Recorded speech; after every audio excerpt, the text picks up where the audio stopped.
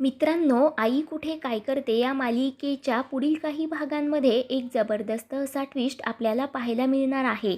अनाथ आश्रमात गेल्यानंतर आशुतोषच्या समोर त्याचा एक भयानक भूतकाळ येणार आहे आणि ते पाहून अरुंधतीच्या पायाखालची जमीन हादरणार आहे.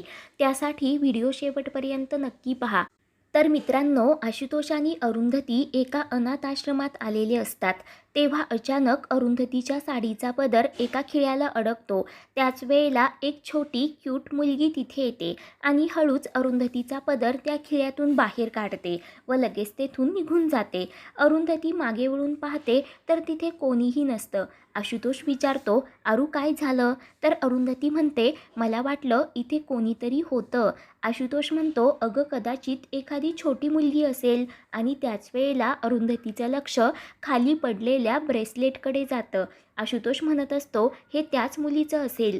अरुंधती म्हणते, बिचारी काळजीत पडली असेल ना, तिने हे स्वतः बनवलं असेल किंवा कोणीतरी तिला गिफ्ट केलं असेल. म्हणून आता आशुतोष आणि अरुंधती त्या मुलीचा शोध घेत पुन्हा आतमध्ये येतात. तर इकडे अनाथ आश्रमात एका छोट्या मुलीचा बड्डे असतो.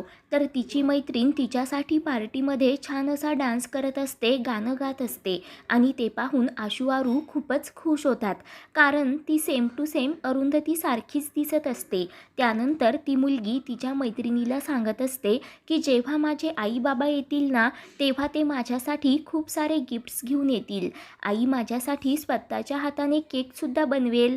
तेव्हा ती दुसरी मुलगी म्हणते, अगं आता तरी स्वप्न बघायचे सोडून दे, कारण आपल्यासारख्या अनाथ मुलांच्या आयुष्यात आई बाबाचं प्रेम नसतं. 2 वेळेचं अन्न, डोक्यावर छत मिळतं ना, हेच आपल्यासाठी खूप आहे. त्यावर ती मुलगी म्हणते, अगं जर आपण स्वप्नच बघितली नाही तर ती पूर्ण कशी होणार?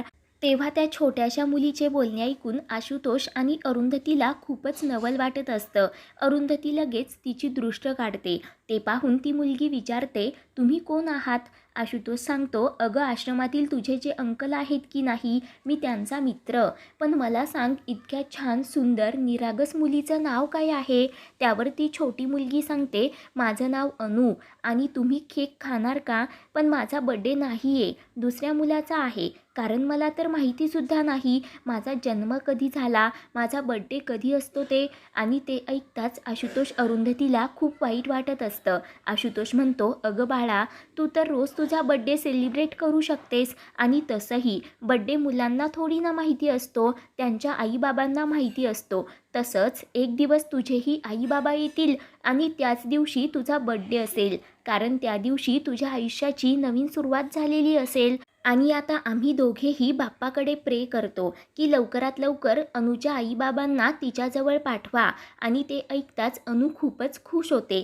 ती म्हणते, तुम्ही दोघे पण किती छान आहात ना. आता मी पण बाप्पाकडे प्रे करेल की जेव्हा माझे आई बाबा असतील ना, ते अगदी तुमच्यासारखेच असावेत. आणि ते ऐकून अरुंधतीच्या डोळ्यामध्ये आनंदाश्रू येतात. तर अनु म्हणते, तुम्ही दोघेही माझ्यासाठी प्रे करा, म्हणजे बाप्पावर जरा प्रेशर येईल. तर अरुंधती खूप हसू लागते. तेव्हा आशू आरू आनंदानेच होकारसुद्धा देतात. तेव्हा अनु विचारते, जेव्हा आई बाबा येतात तेव्हा कसं कळतं की ते आपलेच आई बाबा आहेत म्हणून? त्यावर अरुंधती म्हणते, अगं छोटी आहेस पण किती प्रश्न विचारशील.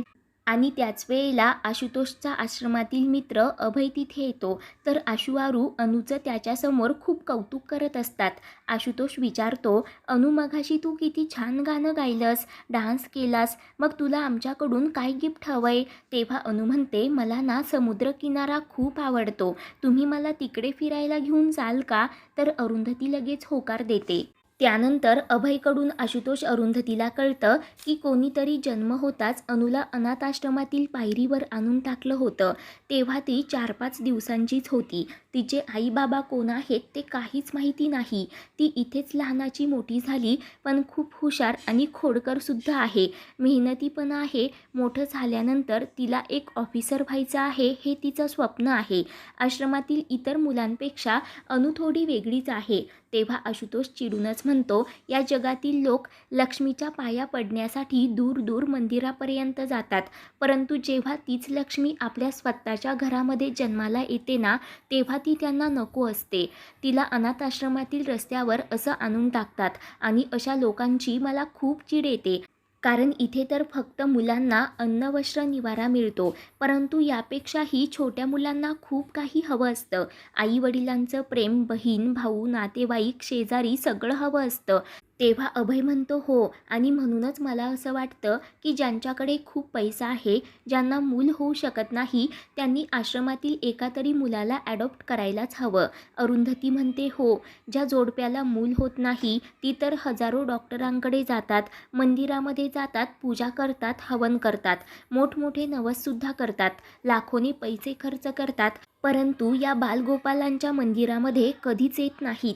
त्यांना इथे येऊन आपलं मूल, आपलं सुख शोधायला हवं. प्रत्येकाने पॉसिबल असेल तर एक मूल तरी ॲडॉप्ट करायलाच हवं, म्हणजे अनाथ हा शब्द कायमचा या जगातून मिटून जाईल. तेव्हा अरुंधती अभयला विचारते की हे ब्रेसलेट कुणाचं आहे, बाहेर तिथे पडलेलं होतं. त्यावर अभय सांगतो हे तर अनुचंच आहे. तेव्हा आशुतोष आणि अरुंधतीला असं वाटत असतं की अनु आणि त्यांच्या दोघांमध्ये काहीतरी नातं आहे. त्याच वेळेला अनु छान तयार होऊन तिथे येते. आशू, अरुंधती अभयची परमिशन घेतात आणि अनुला बाहेर समुद्रकिनाऱ्यावर फिरायला घेऊन येतात. तर अनु खूपच खुश असते. त्यानंतर अनु समुद्रकिनाऱ्यावर बलून्ससोबत खेळत असते. तेव्हा तिला पाहताच आशुतोषला त्याचा भयानक असा भूतकाळ आठवू लागतो की आशुतोषसुद्धा एक अनाथ मुलगा होता, अनाथ आश्रमामध्ये राहत होता. तेव्हा सुलेखाताईंनी त्याला ॲडॉप्ट केलं. आशुतोषचे डोळे अश्रूंनी भरलेले असतात, त्याला घाम फुटलेला असतो. ते पाहून अरुंधती विचारते, आशुतोष काय झालं, तुम्हाला काही प्रॉब्लेम आहे का? परंतु आशुतोष मात्र गप्पच असतो. तो अरुंधतीला काही सांगत नाही. आशुतोष म्हणतो, मला माझं स्वतःचं एक कुटुंब हवं आहे आणि म्हणूनच माझी अशी इच्छा आहे की आपण या छोट्या अनुला ॲडॉप्ट करावं. ती सेम टू सेम तुझ्यासारखीच आहे, मला खूप आवडली. अनुलासुद्धा तिचे आई बाबा मिळतील, तुला चालेल ना? तर अरुंधती म्हणते हो आशुतोष, तसंही आपलं ठरलं आहे ना की एखाद्या मुलाला ॲडॉप्ट करायचं, मग अनुलाच का नाही? आपण तिचे आई बाबा होऊयात. कदाचित बाप्पाची सुद्धा हीच इच्छा असेल, म्हणून तर त्याने आपली भेट घडवून आणली. त्यानंतर अरुंधती, आशुतोष अनुला घेऊन पुन्हा आश्रमात येतात. तिच्यासाठी खूप साऱ्या खेळण्या, चॉकलेटसुद्धा आणलेले असतात. तर अनु पुन्हा अरुंधती आशुतोषला सांगते की तुम्ही खरंच माझ्यासाठी बाप्पाकडे प्रार्थना करा की माझे आई बाबा सेम टू सेम तुमच्यासारखेच असावेत आणि त्यांनी लवकरात लवकर मला इथून घेऊन जावं. तेव्हा ते ऐकताच अरुंधतीला खूप वाईट वाटत असतं. त्यानंतर दुसऱ्या दिवशी सकाळी अभय अनुला म्हणत असतो, तू नेहमी म्हणत होतीस ना बाप्पा माझ्या आईबाबाला माझ्याकडे लवकर पाठवा, तर आज बाप्पाने तुझी ही इच्छा पूर्ण केली आहे. आज तुझे आईबाबा तुला इथून घेऊन जाण्यासाठी येणार आहेत. तर अनु खुश होत विचारते, कुठे आहेत माझे आईबाबा? आणि त्याच वेळेला अरुंधती, आशुतोष तिथे येतात. तर त्यांना पाहून अनु आनंदाने वेडी होते की हे माझे आई बाबा आहेत. तर आता मित्रांनो, अरुंधती आणि आशुतोष अनुला ॲडॉप्ट करून घरी घेऊन जाणार. तुम्हाला हा भाग कसा वाटला कमेंट करून नक्कीच कळवा.